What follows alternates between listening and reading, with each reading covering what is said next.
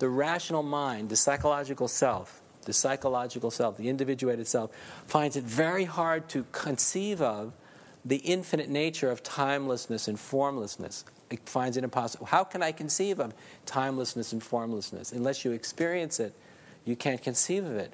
The infinite nature, the eternal nature. When someone says eternal nature of timelessness and formlessness, you can't imagine it. It's just, what does that mean? Infinite nature of timelessness and formlessness. It just sounds like mystical rubbish. What does it mean?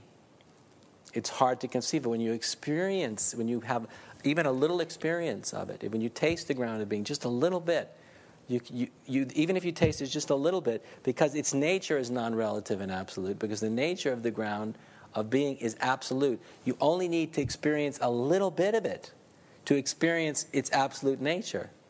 You don't have to experience a lot of it, because its nature is always infinite. Even if it's just a little bit, you awaken to its infinite nature. So in the same way, the nature of the absolute, when it took that leap from nothing to something, from form to formlessness, from being to becoming, when that split happened, when its form changed absolutely from timeless, formless being to infinite becoming, the its infinite nature didn't change. Remember, the ultimate nature of realities is only one. That one is the infinite. But when the split happened, there was being and becoming became polar opposites, but the nature of being is infinite, the nature of becoming is infinite, and that's the whole point. And a lot of people don't know that. The nature of being is infinite, the nature of becoming is also infinite. Traditionally, in traditional mysticism, there's different kinds of interpretations, but one more common one is that they say that timelessness and formlessness is infinite, and the entire creative process is relative and not infinite. You follow? So the whole idea is you emerge, you go through this process, this creative process, and this is what Eckhart Tolle believes too. This is what I had a conversation with him. You go through this and you kind of realize, like in the traditional Eastern metaphysics, that this is just like, what am I doing here? I'm trapped in a body. Life is full of suffering and endless disappointments. And I want out. That's what the Buddha realized also. So the idea in most of the traditional Enlightenment Dharma is that the universe is a place that we've ended up, that we ultimately don't want to be here. Right? Because it's a place where you experience suffering and fear and hunger and desire, right? Craving, all these things. So often in the traditional model of enlightenment, this is some kind. The being born is seen as some kind of ordeal that you have to go through until you realize that this is an ordeal that you're actually fed up with.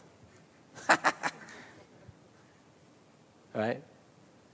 And then when you realize that you actually don't really want to be here anymore, then you can let go.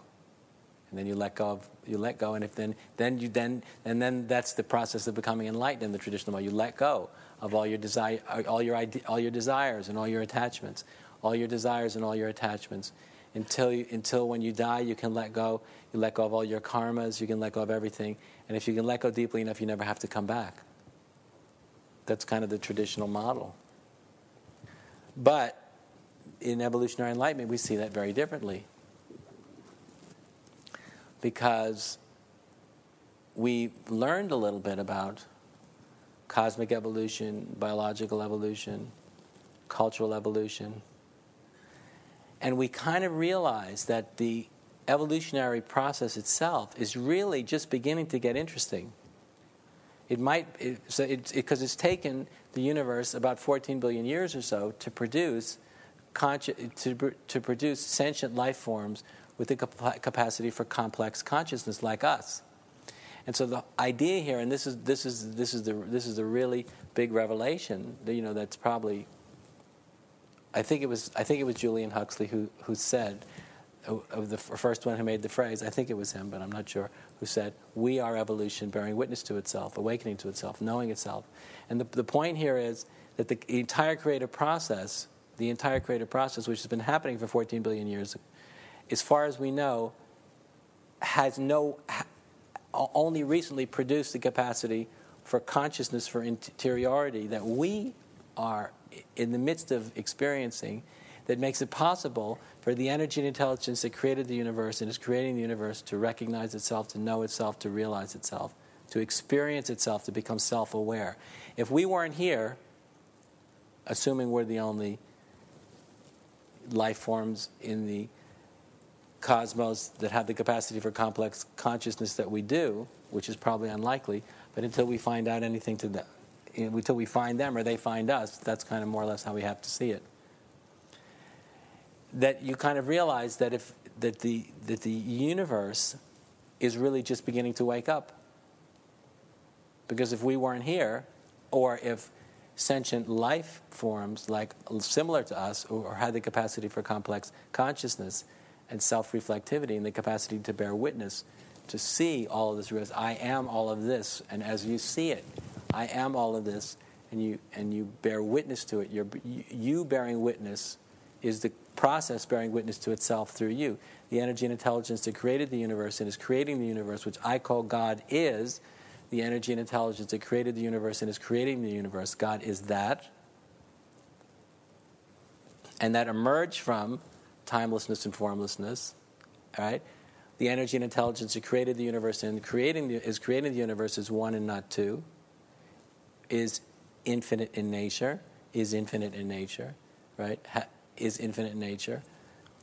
When you realize that's who you are in evolutionary enlightenment, to be an evolutionarily enlightened person, you realize I am not the psychological personality that was born, in my case, 56 years ago in a secular Jewish family in New York City on Lexington Avenue between 93rd and 94th Street and had such and such a personal history. But I am really that one without a second. I am the energy and intelligence that created the universe and is creating the universe. I'm that one without a second. There is only one and not two. The ultimate nature of reality, the absolute nature of reality, is eternal. And I am that eternal one without a second that chose to give rise to the entire creative process is me.